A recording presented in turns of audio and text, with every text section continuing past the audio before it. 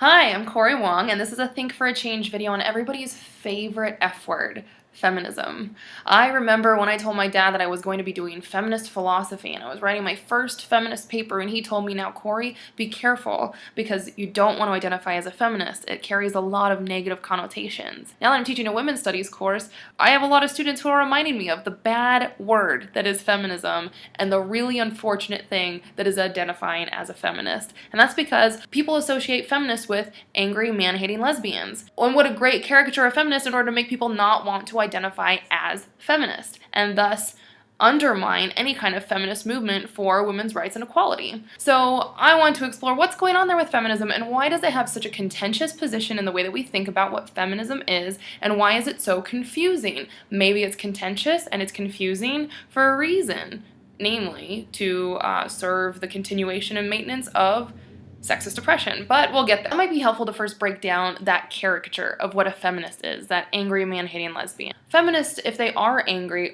about something in particular. They're angry at, if you said men, you're wrong. They're angry at sexist oppression, inequality, lack of equal opportunity, violence, harassment, and discrimination. Sexist oppression seems to be like a pretty legitimate reason to be angry. The real question would be if feminists are somehow discredited because of their anger, or people get angry at feminists for being feminists, then what is that anger about? Whose anger actually is legitimate? Whose anger actually matters? And which anger is used to bolster one's position or discredit one's position? In short, if feminists are angry, don't they have a really good reason to be angry? And if you say no, because we don't need feminism, because look at how much we've progressed, well then you're probably one of the people that they don't really like, because we still need feminism.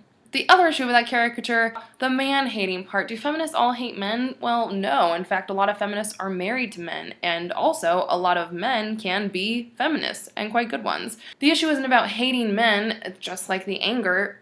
Feminists are actually upset about sexist oppression. And so when men benefit from sexist oppression, or worse, maintain sexist oppression, then they can seem like they're the target of a lot of hate, or that feminists hate men, when actually, again, the more appropriate way to understand that is that feminists are angry at the sexist oppression that men often perpetuate and benefit from. And finally, the most interesting one, and my personal favorite, to be identifying as a feminist will often make you get hit with the slur of being a lesbian. And no one wants to be a lesbian, because lesbians are lesbians. And so if this is somehow a threat, that if you're going to identify as a feminist, then you must be a lesbian, something else is at work there too, a kind of homophobia. What's wrong with being a lesbian? If you want to say that a woman or a man, that's funny, who's interested in supporting a feminist agenda is a lesbian, and that's supposed to be derogatory, obviously there's homophobia working in the interest of maintaining sexism. And the response to that would be, well, maybe I am a lesbian, or maybe I'm not a lesbian, but either way, you can call me whatever you want, because I'm not a homophobe. Unfortunately, maybe it's enough to deter people from saying they're feminists, because you would rather not be a feminist than be a lesbian. So this caricature of feminism, I think, is actually really important to understand that not all feminists are angry, man-hating lesbians. It's also really important to know that there are lots of different types of feminists. There are lots of different forms of feminism, different agendas, different values, and some of those are more inclusive, some of those are not so good, and the feminist movement itself has a lot of infighting because people disagree. Not all feminists are good feminists to other women. Not all women are feminists, period. And people who identify as feminists sometimes don't know what feminism actually is. The reason why this is really important is that if feminists get a bad name, so bad that no one wants to be identifying as a feminist, and if feminism is a misunderstood, confused movement that people don't really understand what it stands for, then we don't have to worry about feminists and feminism giving any sort of challenge or pushback to the status quo, which is a status quo that favors male privilege. No movement, no visibility, no one wants to be a feminist, no challenge, no pushback, no change. I encourage you all to consider what feminism is, continue having good conversations with people who are informed about feminism,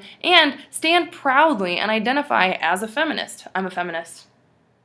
Now you know. Being a feminist does not mean you're a bad person. In fact, being a feminist means that you're probably better off than most people in terms of not being such a jerk. Hopefully. At least you're aware of it. Or you don't want to be a jerk. And you don't want to support other people who are jerks. Don't be a jerk. Be a feminist. Thanks for watching this Think for a Change video. Subscribe to the channel if you like it. Look at some of my other videos. I'm also on Facebook. And you can check out my website at corywong.com. See you next time.